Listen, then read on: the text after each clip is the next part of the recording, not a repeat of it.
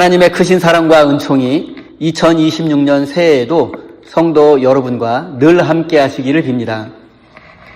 오늘은 누가 이 시대에 선한 사마리아인이 될 것인가 라는 제목으로 함께 하나님의 말씀을 나누겠습니다. 오늘 우리는 너무나 유명한 선한 사마리아인에 관한 이야기를 나눌 것입니다. 교회에 다니지 않는 사람들도 다 알고 있을 정도로 이 유명한 이야기는 수많은 병원과 자선단체의 이름이 되어서 지금도 그 정신을 이어가고 있습니다. 대표적으로 LA에 가면 굉장히 큰 대형 병원이 있습니다. 거기에 굿사마리탄 병원이 있고, 또 신시내티에도 가면은 굿사마리탄 병원이 있습니다. 그리고 한국에도 포항에 가면 선한 사마리아인 병원이 있습니다. 한자로 설림병원이라고 부릅니다. 이 외에도 수많은 단체가 이 이름을 사용하여 사회적 약자들의 좋은 이웃이 되어주고자 노력하고 있습니다. 이처럼 선한 사마리아인의 이야기는 오늘날까지 많은 사람들에게 사회적 약자들의 좋은 이웃이 되어줄 것을 요구하고 있습니다. 그런데 우리가 자주 느끼는 것이지만 세상에는 선한 사마리아인이 그리 많지 않음을 느끼게 됩니다. 우리가 사는 세상이 너무 지독한 자본주의 사회가 되어버렸기 때문인지 세상에는 경쟁에 도태되고 실패하고 좌절하고 무너진 사람들이 너무 많이 있습니다. 누군가의 도움 없이는 인간으로서 최소한의 존엄성조차 지킬 수 없는 사람들이 점점 늘어나고 있습니다. 그런데 우리는 그런 사람들을 향해서 어려운 환경에서도 열심히 노력하면 성공할 수 있는데 노력이 부족해서 그런다고, 게을러서 그런다고 그들을 외면하는 경우가 많습니다. 세계 2차 대전이 한창이던 1940년경에 독일의 한 교회에서 실제로 있었던 일입니다. 매 주일 아침마다 독일 교인들은 교회에 모여 찬송을 부르며 예배를 드렸습니다. 그런데 예배 시간마다 교회 옆 철길에서 기차가 지나갔습니다. 그런데 그 기차 안에는 포로 수용소로 끌려가는 유대인들이 가득 차 있었고 그들이 살려달라고 울부짖는 소리가 교회 안까지 들려왔습니다. 그런데 이때 성도들이 어떻게 반응했는지 아십니까? 그들은 아무도 밖으로 나가보지 않았고 기차를 막아 세우지도 않았습니다. 예배 드리던 성도들은 유대인들의 비명소리가 들리지 않게 평소보다 더 크게 찬송가를 불렀다고 합니다. 평소보다 더 뜨겁게 기도했다고 합니다. 그들은 비명소리를 내는 기차가 교회 옆을 지나갈 때면 크고 뜨겁게 찬송하고 기도했습니다. 그리고 예배가 끝나면 성도들은 오늘 참 은혜로운 예배였다며 서로 인사를 나누고 집으로 돌아갔습니다. 그들은 성실한 교인들이었지만 동시에 수많은 유대인들의 죽음을 방관한 사탄의 하수꾼이기도 했습니다.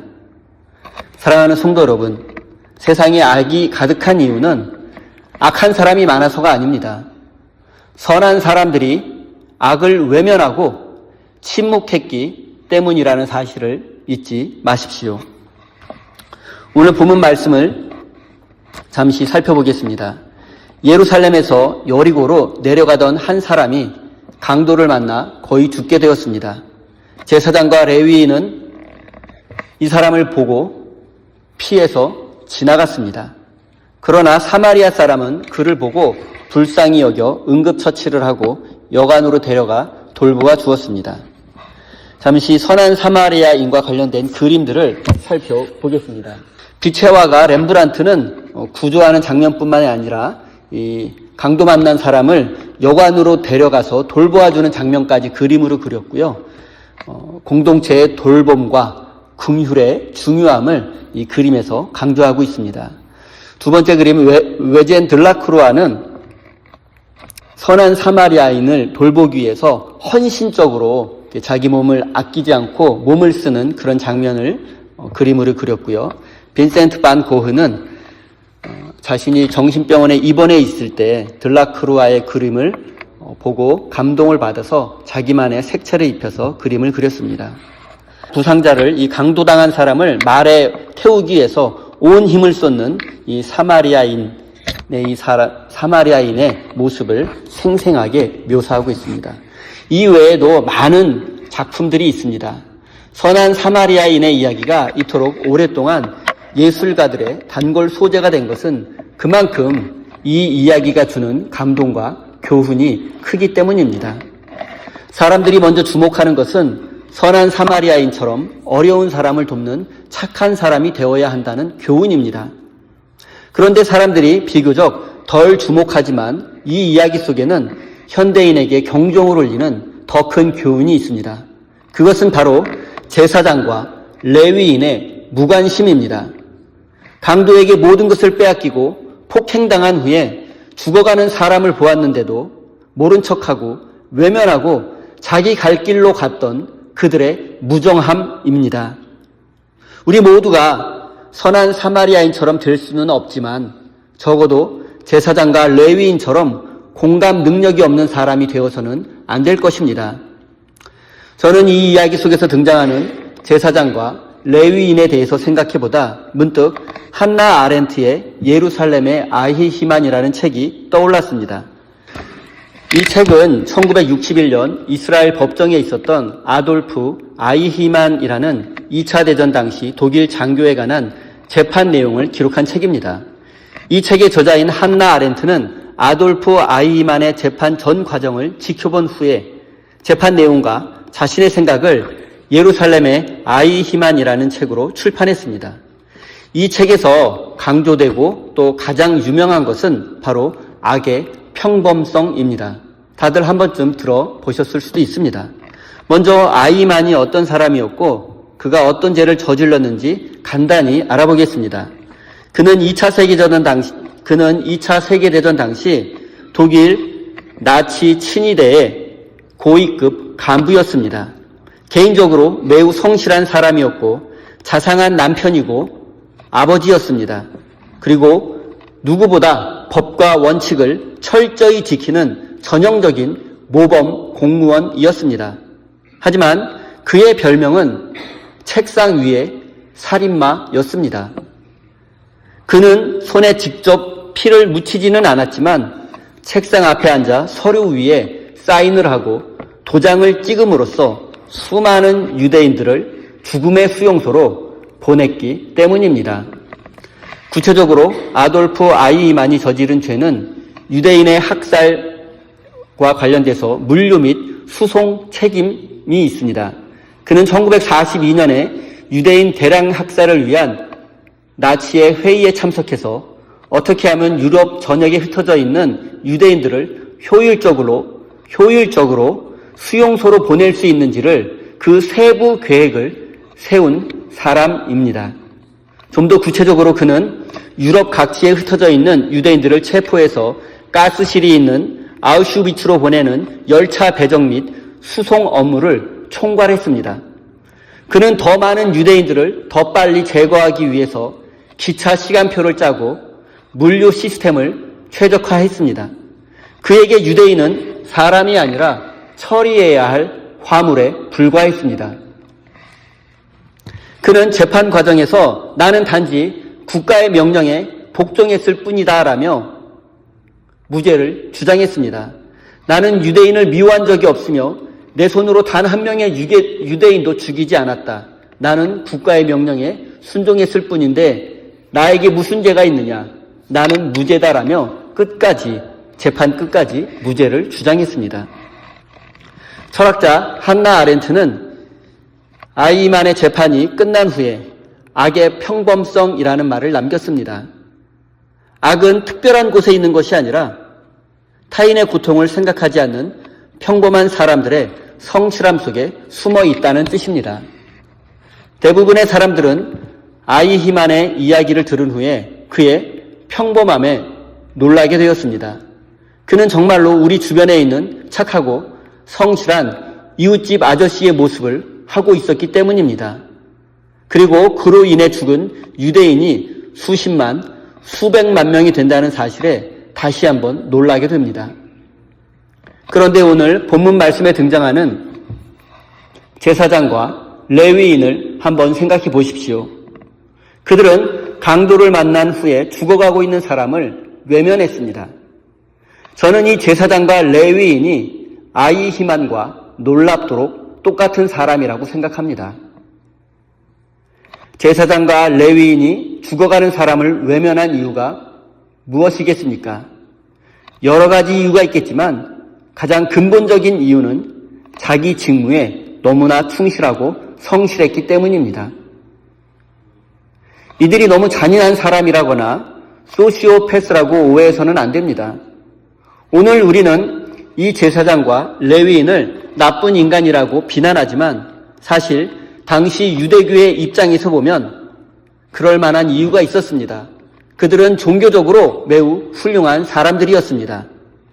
이들은 모두 예루살렘 성전에서 하나님을 섬기는 일을 직업으로 하는 사람들이었습니다. 그리고 율법의 세부 사항에 정결법이라는 것이 있는데 이 정결법에 의하면 제사장과 레위인은 시체를 만져서는 안 된다는 규정이 있습니다. 시체를 만지게 되면 부정해져서 하나님을 섬기는 일을 할 수 없게 됩니다. 아마도 이것이 죽어가는 사람을 외면한 가장 큰 이유일 것입니다. 하지만 여기서 우리는 아이히만과 제사장의 비극적인 공통점을 발견할 수 있습니다. 그들은 시스템 뒤에 숨어 있습니다. 제사장은 율법 뒤에 숨어 있었고 레위인은 전통 뒤에 숨어 있었습니다. 그들은 하나님의 말씀에 순종한다는 명분 아래 눈앞에서 피 흘려 죽어가는 사람을 외면했습니다. 아이히만은 국가의 명령에 복종했을 뿐이고 주어진 업무에 최선을 다했을 뿐이라며 국가의 명령 뒤에 숨어 버렸습니다. 자신이 국가의 명령을 성실히 수행하면 할수록 더 많은 유대인이 가스실에서 비참하게 죽게 된다는 사실을 알면서도 외면했습니다. 이들은 모두 시스템 뒤에 숨어버린 비겁하고 또 악한 사람들이었습니다. 제사장은 율법 뒤에 숨었고 아이히만은 명령 뒤에 숨었습니다. 하지만 그들은 자신들이 하는 순종이 어떤 비극적 결과를 초래하는지 생각하지 않았습니다. 이것이 바로 악의 평범성입니다. 악의 평범성이 시작되는 지점입니다. 예루살렘의 아이만 이 책의 저자인 한나 아렌트는 아이만의 죄를 한마디로 요약했습니다. 그는 생각하기를 멈추었다. 즉 타인의 입장에서 생각하는 능력을 상실했다는 뜻입니다. 사랑하는 성도 여러분, 신앙생활에 있어서 가장 무서운 유혹은 맹목적인 순종입니다. 맹목적인 순종은 우리에게 고통을 안겨줄 수 있습니다. 우리 이웃에게는 더 심한 고통을 안겨줄 수도 있습니다. 앞서 말씀드린 2차 세계대전 당시의 독일교의 모습을 한번 생각해 보십시오. 그 교회 성도들은 수용소로 향하는 기차 안에서 유대인들이 울부짖는 소리가 들릴 때마다 더 크게 찬송가를 불렀습니다. 비명소리가 예배를 방해하지 못하게 말입니다.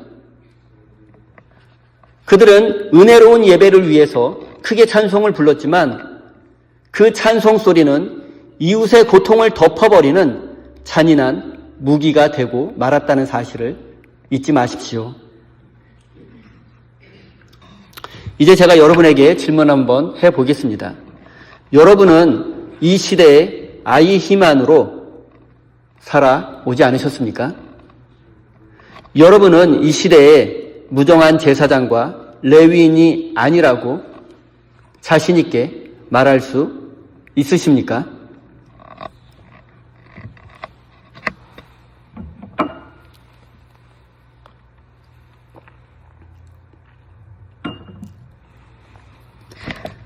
아이만이 국가의 명령 뒤에 숨어 버렸듯이 제사장과 레위인이 율법 뒤에 숨어 버렸듯이 여러분도 무엇인가 뒤에 숨어서 악한 현실을 외면하고 고통받는 이웃을 모른 척한 적이 있지 않으십니까? 나도 먹고 살기 힘든데 또 너무 바쁘다는 핑계는 아이만이 시키는 대로 했을 뿐이라는 변명과 본질적으로 같습니다. 사랑하는 성도 여러분, 이 시대에는 너무나 많은 강도 만난 사람들이 있습니다. 강도 만난 사람은 옷이 벗겨져 신원을 알 수 없습니다. 이처럼 우리 사회에는 이름이 지워진 채로 기계 부속품처럼 취급받다가 고장나면 버려지는 사람들이 많이 있습니다. 이들은 모두 이 시대에 강도당한 사람들입니다. 구체적으로 쿠팡과 아마존과 같은 대형 플랫폼에서 배달 일을 하다가 어려움을 겪게 되는 사람들이 많이 있습니다. 우리는 셀폰 터치 한 번으로 필요한 것을 주문하고 배달받을 수 있습니다. 하지만 그 편리함의 이면에는 과로로 쓰러지는 배달기사, 빗길을 질주하다 사고를 당하는 배달 라이더, 최저임금을 받으며 노동을 하는 수많은 사람들이 있습니다. 그리고 사회의 안전망으로 들어오지 못하고 법과 제도의 사각지대에서 소외감에 떨고 있는 사람들도 모두 이 시대에 강도 만난 사람들입니다. 우리도 이 땅 미국에서 나그네로 살고 있지만 이 땅에는 아직 불법 체류자로 낙인 찍혀 어디에도 소속되지 못하고 아파도 병원에 갈 수 없어 고통 속에 신음하는 이들이 너무도 많이 있습니다. 저는 아직도 21세기에 전쟁이 지속되고 있다는 사실이 믿기지 않지만 우크라이나 전쟁과 이스라엘과 하마스의 전쟁을 한번 생각해 보십시오. 바로 엊그제 있었던 베네수엘라의 참상을 한번 생각해 보십시오. 이 전쟁으로 인해서 수많은 사람들이 생명을 잃고 가족을 잃고 삶의 터전을 잃고 수백만 명의 난민이 생겼습니다. 정말 안타까운 것은 지금 이스라엘과 하마스 간의 전쟁 지역이 바로 예루살렘에서 여리고로 내려가다가 강도 만난 사람의 이 이야기의 배경이 되는 이곳과 지리적으로 거의 같은 곳이라는 사실입니다.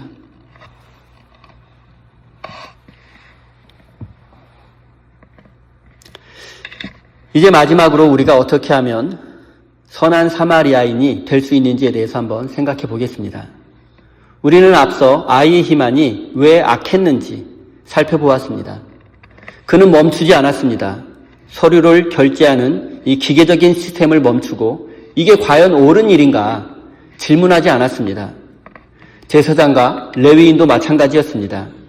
그들은 예배하러 가는 바쁜 발걸음을 멈추지 않았습니다. 그래서 첫째 우리에게 필요한 것은 멈출 수 있는 용기입니다. 현대사회는 우리에게 끊임없이 바쁘게 살라고 요구합니다. 열심히 살라고 요구합니다. 더 효율적으로, 더 성실하게, 더 빨라야 한다고 요구합니다. 그런데 때로는 이 속도감이 사탄의 속임수일 수도 있습니다. 너무 빠르게, 너무 바쁘게 살다 보면 길가에 쓰러진 사람이 보이지 않습니다. 고통 속에 있는 이웃이 그저 풍경으로 지나가 버리고 맙니다. 사마리아인이 강도 만난 사람을 도와준 이유는 그가 한가한 사람이었기 때문이 아닙니다. 그도 바쁜 사역가였습니다. 하지만 그는 고통 속에 있는 이웃을 보고 자신의 일상을 멈추는 용기 있는 사람이었습니다. 우리가 이 시대에 선한 사마리아인이 되기를 원한다면 바쁘지만 멈출 수 있는 용기가 필요합니다. 거룩한 멈춤을 위한 연습이 필요합니다. 나의 바쁜 스케줄보다 이웃의 고통이 더 중요해지는 순간, 내 삶의 성공보다 누군가의 생명을 살리는 것이 더 중요하다고 느껴지는 그 순간에 우리는 비로소 가던 길에서 멈출 수 있습니다. 그리고 이것은 낭비가 아니라 거룩한 멈춤입니다. 우리가 선한 사마리아인이 되기 위해서 필요한 두 번째 것은 바로 측은히 여기는 마음입니다. 따뜻한 마음입니다. 성경은 선한 사마리아인이 강도 만난 자를 보고 측은히 여겼다라고 기록합니다. 측은히 여긴다는 것은 타인의 불행이나 고통에 마음 아파하고 불쌍히 여기는 마음입니다. 그리고 아히만과 제사장에게 없었던 것이 바로 이 측은히 여기는 마음이었습니다. 이들은 타인의 고통을 자신의 고통으로 느끼지 못했습니다. 공감 능력이 부족한 게 아니라 아예 존재하지도 않았습니다. 우리가 어떻게 하면 선한 사마리아인이 될 수 있을까? 저는 무엇보다 우리의 마비된 심장이 다시 뜨겁게 뛰어야 한다고 생각합니다. 하나님, 저들의 아픔이 나의 아픔이 되게 해주십시오. 전쟁으로 모든 것을 잃고 난민이 된 사람들의 아픔이 나의 마음에 와 닿아야만 합니다. 직장을 구하지 못한 청년들과 사업에 실패한 많은 사람들의 고통, 이 모든 이들의 고통이 내 마음에, 내 심장에 직접 와 닿아야 합니다. 이 사회에서 인정받지 못하고 차별받고 있는 모든 소수자들의 아픔이 나의 아픔으로 다가와야 합니다. 세 번째, 우리가 선한 사마리아인이 되기 위해서 필요한 것은 대가를 지불하는 것입니다. 사마리아 사람은 단순히 불쌍히 여기는 사람이 아니었습니다. 그는 강도 만난 사람을 치료해 주었고 그가 회복할 수 있도록 충분한 대가를 지불해 주었습니다. 그는 강도당한 사람에게 자신의 기름과 포도주를 아낌없이 발라 주었습니다. 또 자기 짐승에 태워주었고 여간비를 내어주었고 모자라면 더 주겠다고 약속까지 해주었습니다. 사랑은 공짜가 아닙니다. 말로만 하는 것은 사랑이 아닙니다. 내 것을 포기하고 양보하는 것, 이것이 사랑입니다. 오늘날 우리가 사랑을 실천하지 못하고 강도당한 사람을 외면하는 이유는 대부분 손해보기 싫어서입니다. 내 시간을 뺏기기 싫고 내 감정을 소모하기 싫고 내 돈을 쓰기 싫기 때문입니다. 그러나 손해보지 않는 사랑은 거짓입니다. 희생 없는 자비는 위선입니다. 우리가 이 시대에 선한 사마리아인이 되기 위해서는 시간을 쪼개야 하고 진심으로 다가가야 하며 지갑까지 열어야 합니다. 난민을 위한 헌금, 선교 사역을 위한 헌금, 어려운 이웃을 찾아가 대접하는 따뜻한 마음, 억울한 일을 당한 사람 편에 서서 같이 눈물 흘려 아파해 주는 것, 이 모든 것이 우리가 지불해야 할 기름과 포도주입니다.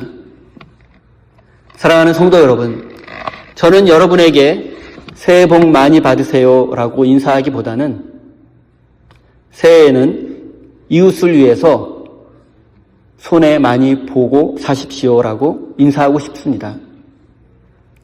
우리의 편안함을 내어주고 고통 속에 있는 이웃을 그 위에 태우고 우리가 걷는 것, 이것이 바로 십자가의 길이기 때문입니다. 사랑하는 성도 여러분, 사실 강도 만나 피 흘리며 죽어가던 자는 바로 우리 자신이었습니다.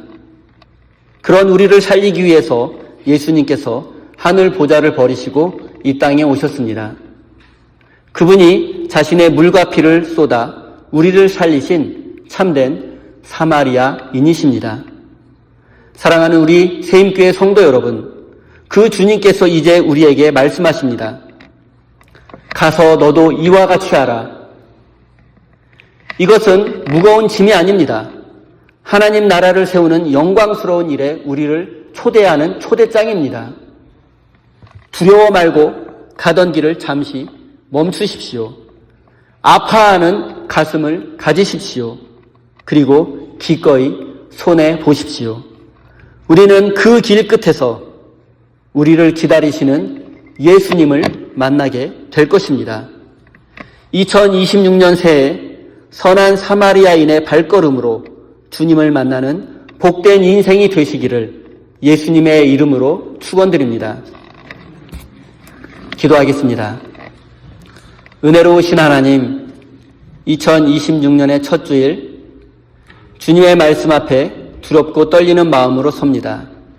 주님, 우리는 오늘 말씀을 통해 우리 내면에 숨어있던 차가운 제사장과 레위인의 모습을 보았습니다.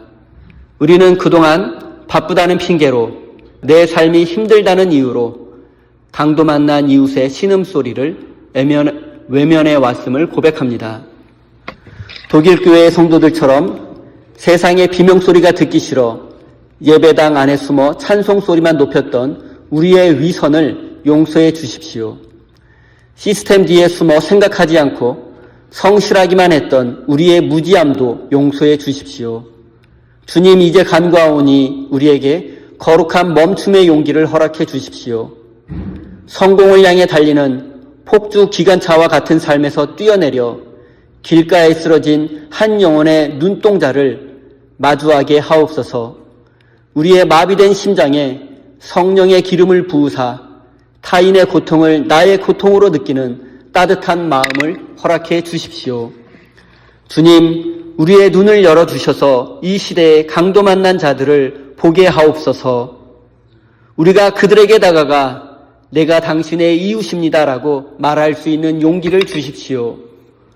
무엇보다 죄로 인해 옷 벗겨지고 피 흘려 죽어가던 우리를 외면하지 않으시고 하늘 보좌를 버리시고 이 땅에 내려와 당신의 생명을 내어주신 참된 사마리아인이신 예수님을 기억합니다. 주님이 우리를 살리셨으니 이제 우리도 주님의 말씀 따라 세상으로 나아갑니다. 가서 너도 이와 같이 하라 하신 그 명령을 가슴에 새기고 2026년 한 해 동안 예수님의 손과 발이 되어 살게 하옵소서. 사랑의 하나님, 우리가 가진 모든 것이 주님께로부터 왔음을 고백하며 정성껏 준비한 예물을 드립니다. 주님, 선한 사마리아인이 말로만 사랑하지 않고 자신의 기름과 포도주를 붓고 지갑을 열어 대가를 지불했던 것처럼 오늘 우리의 헌금이 관념적인 사랑이 아니라 구체적인 사랑이 되기를 원합니다. 이 물질이 쓰이는 곳마다 이 시대에 강도 만난 자들이 회복되는 역사가 일어나게 하옵소서. 또한 우리가 물질만 드리는 것이 아니라 우리의 편안함과 이기심을 내려놓고 손해보는 삶을 드리기로 결단합니다. 우리의 삶 자체가 세상의 상처를 꿰매는 거룩한 헌물이 되게 하옵소서. 드린 손길 위에 하늘의 신령한 복과 땅의 기름진 복으로 채워주실 것을 믿사오며 참된 사마리아인 되시는 예수 그리스도의 이름으로 기도드립니다.